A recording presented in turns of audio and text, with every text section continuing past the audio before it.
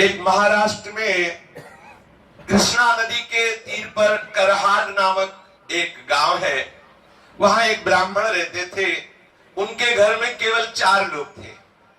वो ब्राह्मण और उस ब्राह्मण की ब्राह्मणी और उसका पुत्र और उसकी पुत्रवधू। पुत्रवधू बड़ी ही साध्वी और बड़ी ही भक्ता थी। पुत्रवधू का जो नाम था वो सखुबाई था। पुत्रवधू का नाम सखुबाई था। और जो सास थी और जो ससुर थे और जो पति थे, ये तीनों एक ही राशि के थे। दूसरे शब्दों में धुंधकारी थे। जितना उपद्रव करे उतना ही कम। और पूर्ण सती साध्वी सखुबाई बचपन से संत महात्माओं का संग करके निरंतर श्री कृष्ण के चिंतन में तन्मय रहने वाली। अब प्रारब्ध होता है, भगवान की ऐसी लीला होती है जैसे गाय जो है कसाई के चक्कर में फंस जाए, ऐसे वो साध्वी सखुबाई का ब्याह ऐसे परिवार में हुआ जहां ससुर भी दुष्ट स्वभाव वाला और सास जब तक सखुबाई के 2-4 थप्पड़ लगा के बाल खींच के सैकड़ों गालियां ना दे दे तो उसको राजभोग पचता नहीं था। और रात्रि में जब तक पैर दबवा के 2-4 गालियां दे के 1-2 लात न जमा दे तब तक सहन नहीं होता था। ऐसा उसका स्वभाव था। देखो, ये भक्त का जीवन है। लेकिन कभी सखुबाई ने कभी किसी के पास जाके या पड़ोस में कभी किसी से नहीं बोला। अगर पति के सामने आंसू बहा के कुछ बोलने का अवसर भी मिले और अगर कभी एक बोले तो पति उल्टा और 4 थप्पड़ मारे, गालियां दे। क्योंकि जैसे माँ जैसे पिता वैसे ही वो बेटा। सखुबाई को बहुत कष्ट दिया जाता, लेकिन बलिहारी सखुबाई की भक्ति की कि एक क्षण के लिए भी कभी वो भगवत विस्मरण नहीं होने देती। ये देखो, और कभी ये नहीं कि सास से द्वेष करे, पति से द्वेष करे या ससुर से द्वेष करे, कभी ऐसा नहीं। जो उपासक प्रेम रस को प्राप्त करना चाहता है, भगवत साक्षात्कार करना चाहता है, इन भक्तों से शिक्षा ले।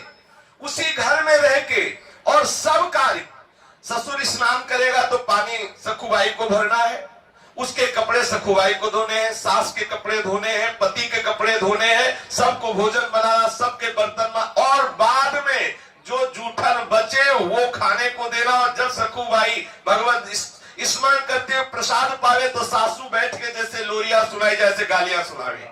सोचो कैसा जीवन उस महान भक्ता का, कितना क्लेश में जीवन, पर कभी कठोर वचन भी उसने सास से नहीं बोले। जो मान अपमान को, जो लाभ हानि को, जो जय पराजय को, सुख दुख को समान भाव से सहते हुए भगवत स्मरण करता है, भगवान उसके अधीन हो जाते हैं।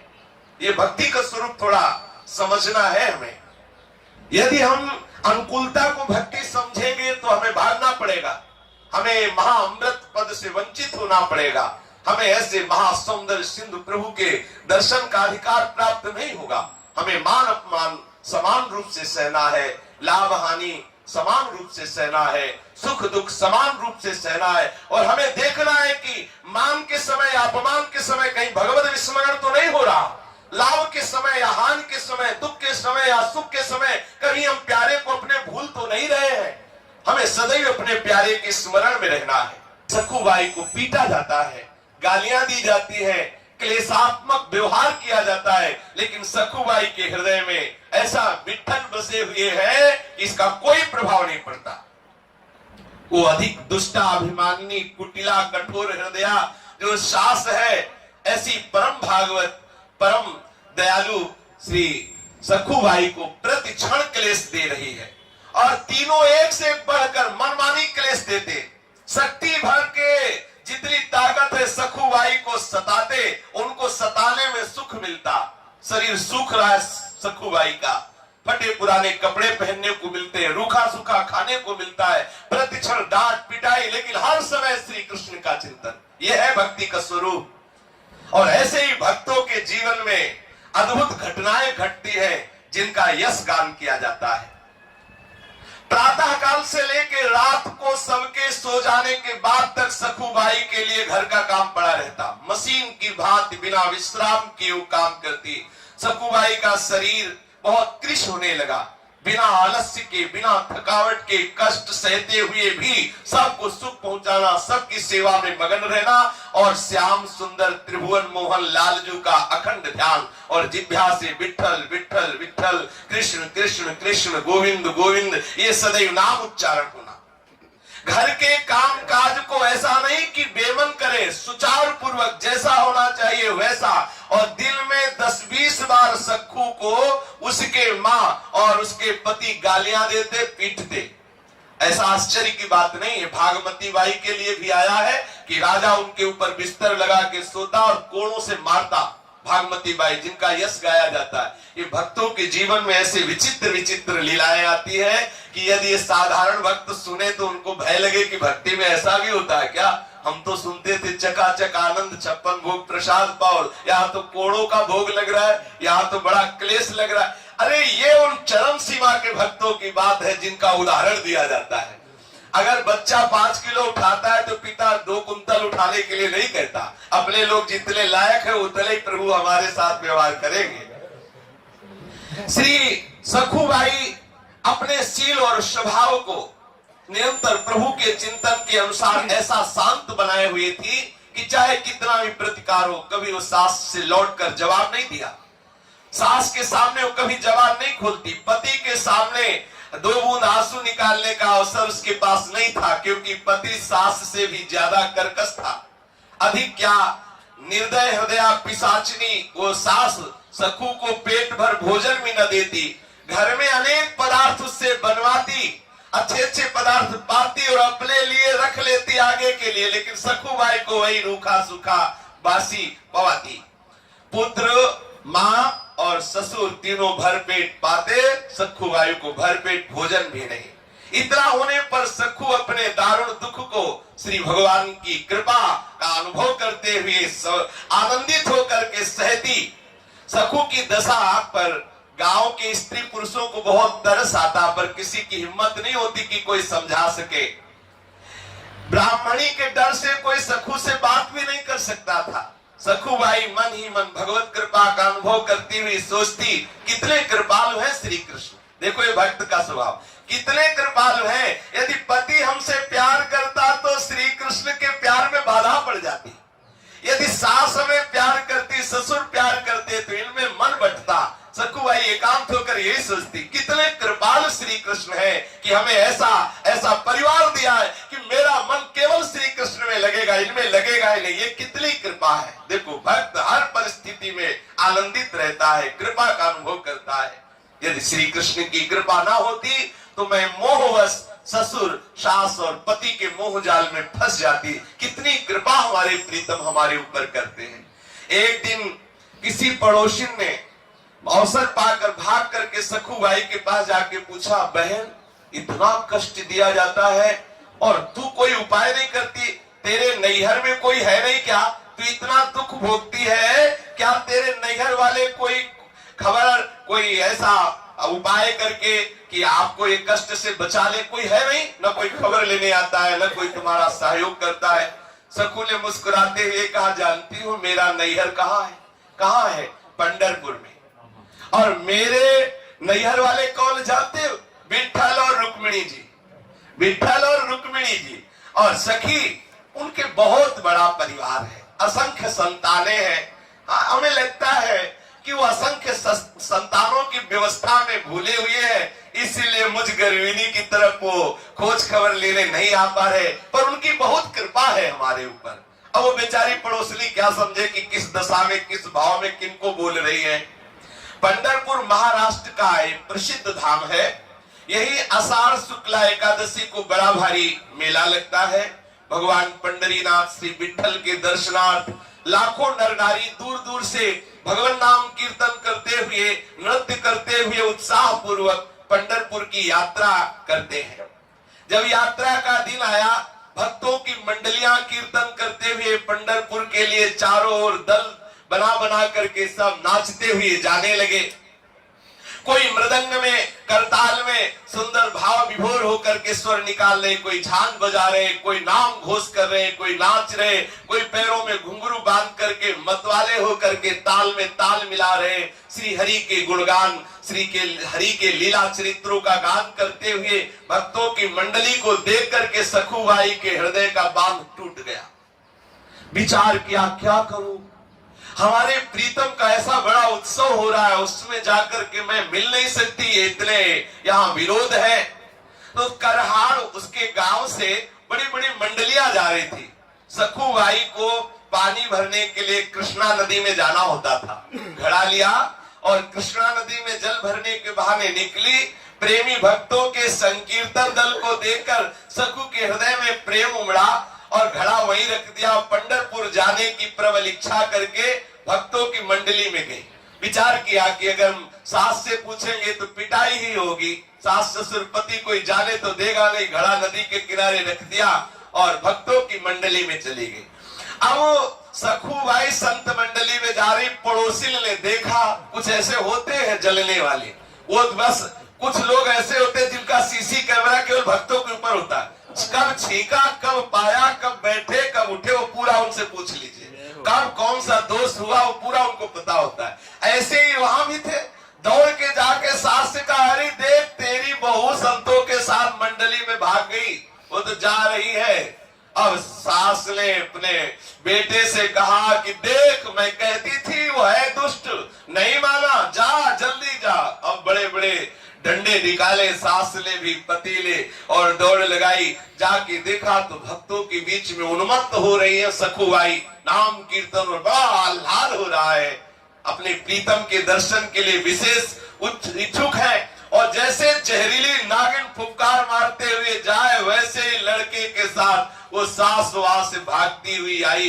क्रोध में आग बबूला होकर के सब संतों के बीच में जाकर उसके बाल पकड़े, घसीट के बाहर लाई, वही डंडा शुरू कर दिया मारना। देखो पानी लेने भेजा था, ये जा रही संतों के साथ, जो गालियां देना हो सब गालियों की पुष्पांजलि सारे रास्ते में बरसती रही और डंडा का भोग लगता रहा सखुबाई के ऊपर। घर में जाकर के डट के पिटाई की तीनों ने मिलकर, सास ने, ससुर ने और पति ने भी। सखुबाई हा विठ्ठल, हा कृष्ण, हा गोविंद। ये देखो महान भक्तों का स्वरूप है, महान भक्तों का चरम अवस्था की भक्ति का ये स्वरूप है।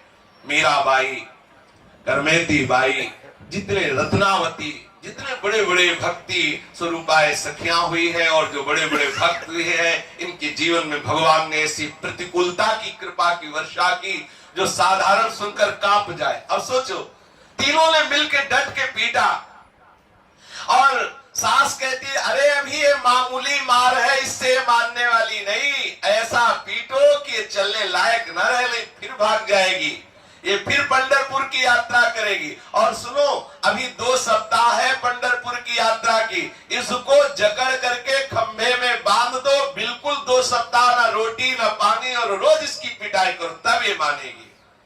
और सास की आज्ञा हुई और सखुबाई को बांध दिया उनके ससुर ने और पति ने, और पिटाई की, भोजन देना बंद। देखो कितना कष्ट, आप विचार करके जरा उस स्थिति में देखो, एक कृष्ण वाली भगवत भक्ता, उसके साथ ऐसा दुर्व्यवहार, मार पिटाई, भोजन नहीं, और बड़ी जोर से रस्सी से बांध दिया गया सखुबाई को, खींच करके बांध दिया गया कि सखुबाई की त्वचा में वो रस्सी धस गई, ऐसे जोर से बांध दिया गया। सखु का शरीर वैसे ही कृष्ण था, क्योंकि खाने पीने को ठीक से मिलता नहीं, दिन भर सेवा, पर उसके मन में कोई दुख नहीं है। उसके हृदय में ये दुख नहीं कि मुझे बांध दिया गया, मुझे मारा गया, मुझे गाली दी गई, ऐसा नहीं। एक हृदय में पीड़ा है कि हे श्री कृष्ण, आपके भक्तों के बीच में मुझे कितना सुख मिला। पहली बार जीवन में भक्त मंडली में मुझे नाचने को मिला, आपके दर्शन के लिए मैं जा रही थी, मेरी सामर्थ्य नहीं कि मैं इस जन्म में इस नरक से निकल सकूं। हे करुणानिधान, हे दीनों पर दया करने वाले श्री हरि, क्या ऐसा नहीं हो सकता कि मैं आपके दर्शन कर पाऊं इस जन्म में? क्या मैं प्रगट में आपके मंदिर में आकर के आपके भक्तों के बीच में नहीं नाच सकती? सखुबाई आंसू बहाते हुए, हे कृष्णचंद्र, हे गोपाल, आज मैं तेरे हाथ बिक गई। प्यारे, मोर मुकुट धारण करने वाले, वैजंती माला धारण करने वाले, हे पीतांबरधारी, दीन जान करके कुछ ऐसा उपाय करो कि मैं आपके दर्शन कर सकूं। मैं बहुत पतित हूं, दीन हूं, अधम हूं, मेरी सामर्थ्य नहीं मैं आप तक आ सकूं। अपने भक्तों के लिए कच्छ मच्छ वारा सुकन न जाने कौन कौन से अवतार धारण किए, आपके लिए क्या दुर्लभ है। हे प्रभु आप कृपा करो, बहुत सुंदर अवसर, भक्ति की मंडलियां जा रही हैं, आपके दर्शन करने के लिए बार बार अवसर नहीं आएगा। हे नाथ आप कृपा करोगे तभी दर्शन हो सकते हैं, मेरी सामर्थ्य तो है नहीं कि मैं उसके चुंगल से छूट सकूं। सखुबाई श्री हरि का आंतरिक चिंतन कर रही है। श्री हरि को चैन कैसे पड़ सकता है। रुक्मिणी जी ने देखा तो चेहरे में उदासी, बड़ी चिंता। पूछा कि नाथ आपका चिंतन करने से सबकी चिंता खत्म हो जाती है, आप चिंता में कैसे। हमें लगता है जब जब आपके चेहरे पर श्री मुख में चिंता दिखाई देती है तो किसी भक्त के लिए, कोई भक्त हमें लगता है कष्ट में है। भगवान ने कहा एक ऐसी भक्त है, पूछो मत, कितना पीटा गया उसको, कितना क्लेश दिया गया, वो हमसे मिलना चाह रही है और उसको बांध दिया गया है। आर्त पुकार से मेरा हृदय जल रहा है। सखुबाई मुझे पुकार रही है। पूरा रहस्य नहीं बताएंगे, थोड़े दिन के लिए तुमको विरह सहना पड़ेगा, क्योंकि ये भक्त ऐसा नहीं कि जाके दर्शन दिया और लौट के आ गए, हमें वहां रहना पड़ेगा कुछ दिन, तभी बात बनेगी। रुक्मिणी जी से ऐसा कहा और प्रभु तत्काल जाग गए। सखुबाई के समीप जो बंधी हुई है रस्सी से, न भोजन दिया जा रहा है, ऊपर से गालियां दी जा रही, पिटाई की जा रही है। सोचो कितना कष्ट, आप विचार भी नहीं कर सकते कि कितना कष्ट होगा। ये है प्रेम का स्वरूप। आंखों से अश्रु और प्रभु के ध्यान में निमग्न।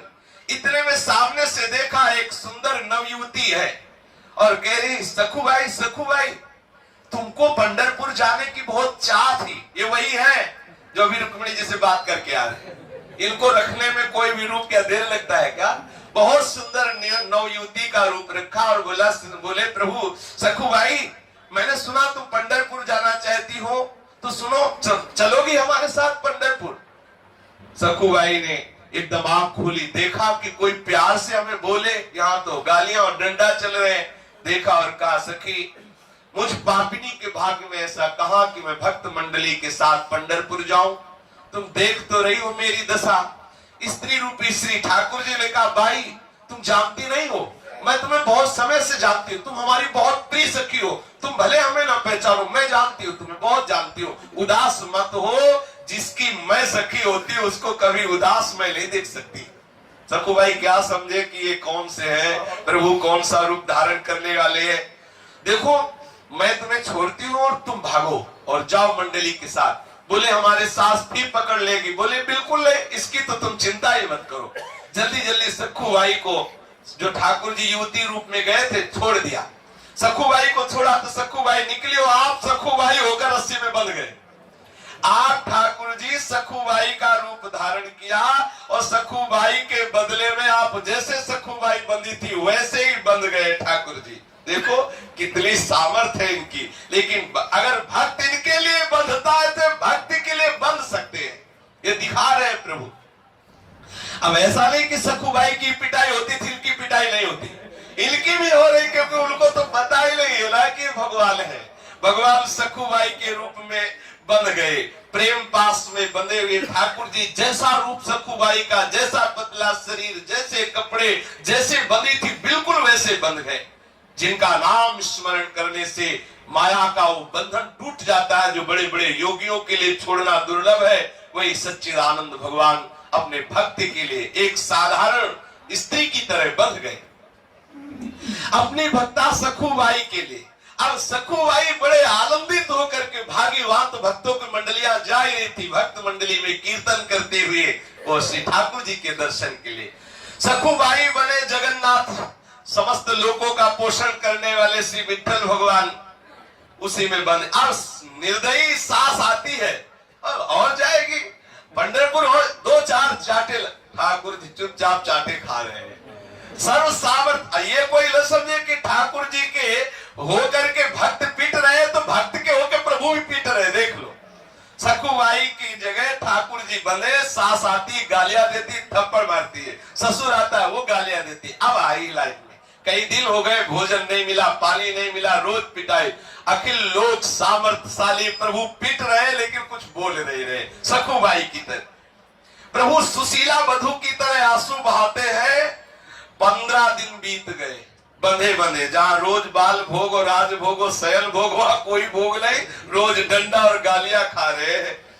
सास ससुर का मन इतने पर भी नहीं पसीजा, परंतु सखुबाई के पति के मन में विचार आया कि पूरे 2 सप्ताह हो गए, एक बूंद जल नहीं, कोई भी एक कण अन्न नहीं दिया गया। कहीं ऐसा ना हो कि मेरी पत्नी बंधे बंधे मर जाए तो हमको हमारा दोबारा ब्याह तो होगा नहीं, क्योंकि पूरा गांव नगर जानता है कि हम कितने सभ्य हैं। इसलिए सोच, अब वो सखुबाई के ऊपर दया नहीं, अपनी गृहस्थी के लिए उसने सोचा कि अब सखुबाई को कुछ खिलाना पिलाना। हमें तो लगता है कि इनको राह ले गया तो पति के हृदय में प्रेरणा कर दी, यार इतने दिन हो गए, पानी भी नहीं मिला तो इसी बाले पिलाओ आके।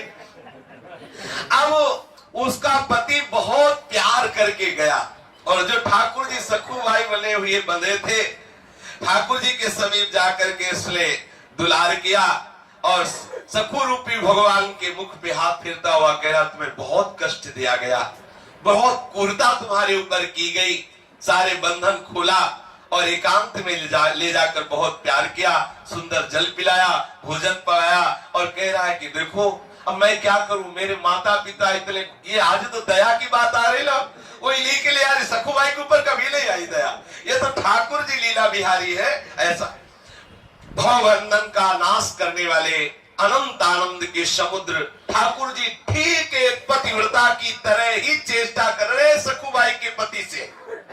ऐसा नहीं कि कोई भगवत्ता प्रकट करे, जैसे जैसे वो प्यार दिखाए वैसे हाथ जोड़े, बिल्कुल जैसे सखुबाई वैसे ही नम्रता से। प्रभु ने सोचा कि यदि मैं जरा सी भी कोई चेष्टा बदलूंगा तो हमारे भक्ति में बाधा पड़ जाएगी। क्या जो सखुबाई हमारे प्रेम में मगन होकर जा रही है उसके प्रेम में बाधा हो जाएगी। इसलिए भक्त के जीवन में जो भक्ति का अद्भुत उन्माद है उसमें बाधा न पड़े। ठाकुर जी के वो गाल में हाथ फेर रहा है तो समस्त लोग चूड़ामणि प्रभु वैसे भी सह रहे, चुप है, पास है। अब वो कह रहा देखो हम तुमको खोल के लाए, हमारे पैर दाबो। तो सखुबाई बोले हुए ठाकुर जी धीरे धीरे उसके पैर दाब रहे। आप देख लो हमारे प्रभु का प्यार, देखो कितना प्यार करते हैं अपने जनों से। पग चापू और सेज बिछाऊं, नौकर बनूं हजाम, हाकू बैल बनो गडवारो, बिना तनख्वाह रथवान, यही तो मेरे मन में ठनी, भगत मेरे मुकुटमणि। पति की आज्ञा के अनुसार सखुबाई रूपी श्री भगवान ने स्नान किया, सुंदर रसोई बनाई और सास ससुर को पवाया। देख लो 56 भोग पाले वाले स्वयं रसोई में चूल्हा फूक रहे, भोजन बना रहे, सास ससुर को बैठा के पवाया और पति को भी पवाया। तीनों आज बहुत प्यार उदय हो रहा है भोजन पाने के बाद। और अपनी बहू की तरफ सास भी बड़ी प्यार दृष्टि से पहली बार देखा, क्योंकि अब ठाकुर जी के हाथ का बना हुआ गया है तो प्रभाव तो पड़ेगा ही। और पति ने जो प्यार की दृष्टि से देखा वैसा प्यार तो कभी सखुबाई को नहीं मिला। माता पिता और पुत्र सराहना कर रहे कि बहू जीवन में ऐसा भोजन नहीं मिला जैसा आज तू बना के पवा रही। ठाकुर जी भी मुस्कुराते जा रहे अंदर कि तुम्हें क्या पता कि तुम्हारी बहू कौन बना हुआ है। ठाकुर जी पुत्र वधू के रूप में स्वयं अपने हाथ से सब पात्र माने, रसोई पवित्र की, और वो जो पति बने हुए सखुबाई के हैं उन्होंने सखुबाई को आज बहुत प्यार किया।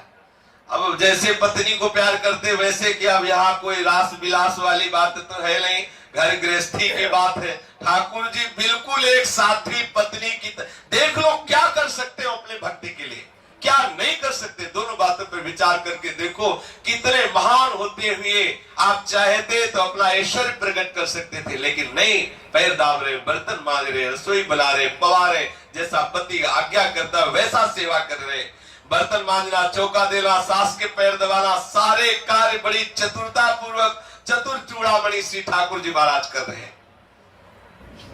जो स्त्री पुरुष समस्त चराचर जगत के स्वामी हैं, जो भी संसार देख रहे हैं, इसके रचयिता, इसके पालन करने वाले, इसको लय करने वाले अनंत सामर्थ्यशाली प्रभु है। एक साधारण बहू की तरह सखुबाई के रूप में सेवा कर रहे हैं। सखु रूपी भगवान अपनी सेवा और सुंदर व्यवहार से पति, सास, ससुर तीनों के स्वभाव को बदल दिया। तीनों बहुत प्यार करने लगे सखुबाई रूप श्री भगवान से। अब तो बड़ा घर में आनंद है, विलक्षण परिवर्तन उस घर में। पड़ोसी देखते हैं कि अब तो कोई मारपीट नहीं, कोई कोलाहल नहीं, बड़ा शांति। सोचा कि भगवान की कृपा हो गई। और उधर सखुबाई पंढरपुर पहुंच करके नाम कीर्तन करते हुए उन्मत्त नाच रही है। प्रभु के प्रेम में वो इस बात को भूल गई कि हमारी जगह कोई और सखी बंधी हुई है। प्रभु ने तो यही कहा कि तुम दर्शन करके आ जाओ, तब तक हम बंधी हुई है। उनको सब भूल गया। गई पंढरपुर में दर्शन के, खूब नृत्य करके उन्मत्त होकर के आनंदित हो रही है। अब भक्त गण हाथों में निशान लिए हुए, ताल मृदंग झांझ बजाते हुए, नाम घोष करते हुए नृत्य कर रहे हैं। गरीब अमीर ब्राह्मण शूद्र का कोई भेद नहीं, सब मंडलियों में उन्मत्त नृत्य हो रहा, भगवान नाम का जय घोष हो रहा है। आकाश में गूंज मच रही, ऐसे नाम घोष हो रहा है। आनंद रस में विभोर हुई सखुबाई चंद्रभागा में स्नान करके पंढरीनाथ जी के दर्शन करके मंदिर के अंदर प्रवेश किया। मंदिर में जाकर श्री हरि के दर्शन करके आनंद सिंधु में डूब गई। प्रभु की वो श्याम मनोहर मूर्ति, वो दिव्य पीतांबर धारण किए हुए सुंदर श्री, आज प्रभु की मूर्ति थोड़ी दिखाई दे रही, साक्षात प्रभु दिखाई दे रहे हैं। कानों में दिव्य मकराक कुंडल, सुंदर अनंत कामों का भी जो सौंदर्य फीका कर देने वाला उनका लावण्य, वक्षा स्थल पर नवीन सुगंधित पुष्पमाला, तुलसी की माला धारण किए हुए और भ्रकुटी का संचालन करते हुए सखुबाई को मुग्ध कर रहे हैं। त्रिताप सदा के लिए जिनके नाम स्मरण करने से ही शांत हो जाता है, उनका रूप देख करके सखुबाई सुध बुध भूल गई। ऐसा मन लगा कि उसने प्रभु के सामने प्रतिज्ञा कर ली कि जब तक इस शरीर में प्राण रहेंगे मैं पंढरपुर की सीमा के बाहर नहीं जाऊंगी। उधर ठाकुर जी बंधे हुए, जो छोड़ा था सखुबाई को, जो बंधे हुए थे, वो खोल करके वहां बहु रूप में चौका लीप रहे, बर्तन मांज रहे, रसोई मनिया कर रहे। यहाँ सखुबाई ने प्रण कर लिया, जब तक शरीर में प्राण रहेंगे मैं पंढरपुर को नहीं छोड़ूंगी, सीमा के बाहर नहीं जाऊंगी। उसे क्या पता कि मेरे बदले में आप पंढरीनाथ ही वहां बंधे हुए हैं। प्रेम मुग्धा सखुबाई पांडुरंग के ध्यान में संलग्न हो गई। अंत में अष्ट सात्विक भाव में अंतिम भाव का उदय हुआ, जिसमें सखुबाई के प्राण इस शरीर को छोड़कर निकल गए। इतना रूप प्रभु का ऐसा है। अपने लोग कहते हैं दर्शन क्यों नहीं देते। अरे प्रभु की भक्ति करते करते, सहते सहते, अनुकूलता प्रतिकूलता सहते सहते, द्वंद्वों को सहते सहते हृदय इतना मजबूत हो जाता है, थोड़ा थोड़ा प्रेम विकार को सहने के लायक होता है। अगर इकट्ठे प्रभु का दर्शन हो जाए तो हृदय फट जाए। जैसा सुनते हैं कि सेवा कुंज में अगर कोई रात में रुके तो ऐसा हो जाता है, तो कोई आश्चर्य की बात नहीं, क्योंकि श्यामा श्याम के एकदम रूप को कोई देखे तो हृदय की गति रुक ही जाएगी। सखुबाई के सामने वो स्वरूप प्रकट हुआ कि सखुबाई विह्वल विकल हो गई और भगवान के सौंदर्य के दर्शन में इतना मुक्त हो गई कि उसके प्राण छूट गए।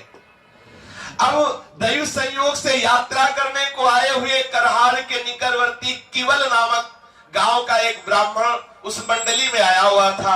उसने सखुबाई की लाश को देखा कि सखुबाई तो पधार गई, साथियों को बुलाया और सबने मिलकर के सखुबाई के शरीर की अंत्येष्टि क्रिया की, अंत्येष्टि संस्कार किया। और इधर रुक्मिणी जी ने विचार किया कि खूब रही बात, हमसे तो कह के गए कि कुछ ही दिनों में आ रहे हो, आज तक वापस नहीं आए। फिर ध्यान दे के देखा कि जिसके लिए गए उसने तो शरीर छोड़ दिया, शरीर का संस्कार भी हो गया। अब हमारे प्रभु को तो बहुबल के वहां रहना ही पड़ेगा। अब रुक्मिणी जी को बड़ी चिंता हुई, विचार किया रुक्मिणी जी ने, फिर स्मशान पहुंची, सखुबाई की जो राख वगैरह थोड़ी मोटी हड्डी वगैरह थी उनको एकत्रित किया और प्रेम दृष्टि से देखा तो सखुबाई जीवित हो गई। अब महामाया है, महाशक्ति है, इनके लिए क्या। माया देवी के प्रताप से एक क्षण में समस्त ब्रह्मांडों की रचना हो जाती है। आदि शक्ति जय जग उपजाया, एक क्षण में सृष्टि का सृजन करने वाली, उनके लिए सखुबाई को जिंदा कर देना क्या कोई आश्चर्य की बात। सखुबाई जीवित हो गई सखूबाई को ऐसा लगा जैसे मैं कोई गाढ़ निद्रा में सो गई थी और जग गई। रात को स्वप्न में जो रुक्मिणी जी ने उन्होंने कहा कि देखो पुत्री, तेरा प्राण रह गया। तूने कहा था इस शरीर में जब तक प्राण रहेंगे मैं पंढरपुर की सीमा के बाहर नहीं जाऊंगी। वो शरीर तो तेरा जल गया। अब मैंने दूसरा तेरे को शरीर दिया है सखूबाई के रूप में, लेकिन तेरा भी प्राण पूरा हो गया क्योंकि पहले वाला शरीर जल गया। अब ये दूसरा जो दे दिया है तू सीधे लौट के जाओ, हमारे प्रीतम तेरे रूप में वहां है, उनको छोड़ और तू जाके वहां रहे। आदेश पा करके सखूबाई ने प्रणाम किया और आनंद मगन होकर के, अब वो बात थोड़ी है, अब तो चिदानंद में भाव में निमग्न है। 2 दिन में यात्रियों के साथ करहार लौट के आई। सखू का आना जान करके सखू वेशधारी भगवान पंडरीनाथ जो वहां बहु रूप में थे, उन्होंने सोचा गड़बड़ हो जाएगा, अगर वो यहाँ आई हम भी आ रहे हैं तो पिटने में कोई संशय रहेगा नहीं। ठाकुर जी ने तत्काल सास से कहा कि हम पानी लेने जा रही है, और घड़ा लिया, घाट पर आई और पूर्व परिचित सखी का वेश धारण करके सखूबाई से मिली, जो सखूबाई आ रही थी। उन्हें देखते ही सखूबाई को सारी बातें याद आ गई। दौड़ करके हृदय से लगाया और बोले, सखी तेरी कृपा से मुझे पंढरपुर में जाने को मिला, मुझे मेरे ठाकुर के दर्शन हुए, चरणों को पकड़ लिया। बहन तुम्हें बहुत कष्ट भोगना पड़ा होगा मेरी जगह। ठाकुर जी ने कहा कि तुम चिंता मत करो, तुम सुखी हो गई ना? बोले हाँ। बोले अब चिंता की बात नहीं है, मुझे कोई कष्ट नहीं हुआ। यदि तुम्हें सुख मिला तो हर कष्ट हमारे लिए सुखमय है। तू ये घड़ा ले, इसमें जल भर और तू जा। अब सखूबाई ने घड़ा भरा, जल लेकर के गई। ठाकुर जी अंतर ध्यान हो गए। सखूबाई घड़ा उठाकर घर पहुंची और स्वाभाविक अपने काम में लग गई। सास ससुर और स्वामी के बदले हुए स्वभाव को देखकर बड़ा आश्चर्य हो रहा सखूबाई को कि इतना प्यार मिल रहा है। दूसरे दिन वो केवल गांव का ब्राह्मण जिसने सखूबाई के शरीर का अंतिम संस्कार किया था, वो करहार आया और उसने सखूबाई के घर पहुंच करके कहा कि भाई हम एक खबर देने आए हैं, तुम्हारी बहू गई हुई थी पंढरपुर और वहां ठाकुर जी के दर्शन करके उसके प्राण निकल गए, तो हमने पहचाना और वहां उसके शरीर का हमने संस्कार किया, तो ये हम बताने आए, आपको पता चला? बोले भांग तो नहीं खाए हो, हमारी बहू तो घर के अंदर है। उन्होंने कहा कैसी बात? हमने स्वयं आग लगाई उसके शरीर में। अरे बोले झांक के सखूबाई आवाज लगाई, बोले आई तो देखा सखूबाई सामने, तो उसके होश उड़ गए कि हमने स्वयं देखा कि सखूबाई पंढरपुर गई, ठाकुर जी के दर्शन किए। दर्शन में ऐसा प्रेम का अंदर प्रकाश हुआ कि वो शरीर छूट गया और मैंने शरीर को स्वयं चिता लगाई। फिर ये सखूबाई कैसे हो सकती है? आश्चर्य का पार नहीं रहा। उस सखू के ससुर को बाहर बुलाकर कहने लगा, तुम्हारी बहू तो पंढरपुर में मर गई, हम जला के आ रहे, तुम विश्वास करो हमें लगता है ये प्रेत होकर के आ गई है। सखू के ससुर और पति ने कहा कि पंढरपुर गई ही नहीं, तुम कैसी भूली भूली बातें कर रहे हो। आखिर ब्राह्मण के बहुत कहने पर ससुर ने सखू को अपने पास बुलाकर पूछा, प्यारी बहू तुमको तो हमने यहाँ बांध रखा था, ये कहते हैं कि तुम पंढरपुर में गई और वहां मर गई और वहां इन्होंने आग लगाई, ये कैसी बात है? सखू ने कहा कि प्रभु बात ये जो कह रहे हैं सत्य बात कह रहे हैं। सखूबाई ने कहा ये जो कह रहे हैं बिल्कुल सत्य कह रहे हैं। जिस समय आपने मुझे बांध रखा था उसी समय कोई स्त्री आई थी, नवयुवती, और मेरी सहायता की, मुझे खोल दिया। मैं भक्तों के साथ पंढरपुर गई और वो यहाँ बंधी रही, मुझे तो वहां भेज दिया और स्वयं आपका वो नाना प्रकार का जो प्रतिकूल व्यवहार है सहती रही। मैं पंढरपुर जरूर गई थी, वहां एक दिन मुझे बेहोशी भी हुई, पीछे मुझे मालूम हुआ कि मैं मर गई थी, मेरे शरीर को जलाया गया, पर रुक्मिणी जी ने मुझे पुनः जिला दिया और लौटाया मुझे। कृष्णा नदी के समीप जब मैं आई तो वो युवती जिसने मुझे खोला था और स्वयं बंधी थी, वो घड़ा दे करके और चली गई। आप लोग जानते हैं वो कौन सी युवती थी? तो सास ससुर ने, पति ने कहा मुझे तो पता नहीं।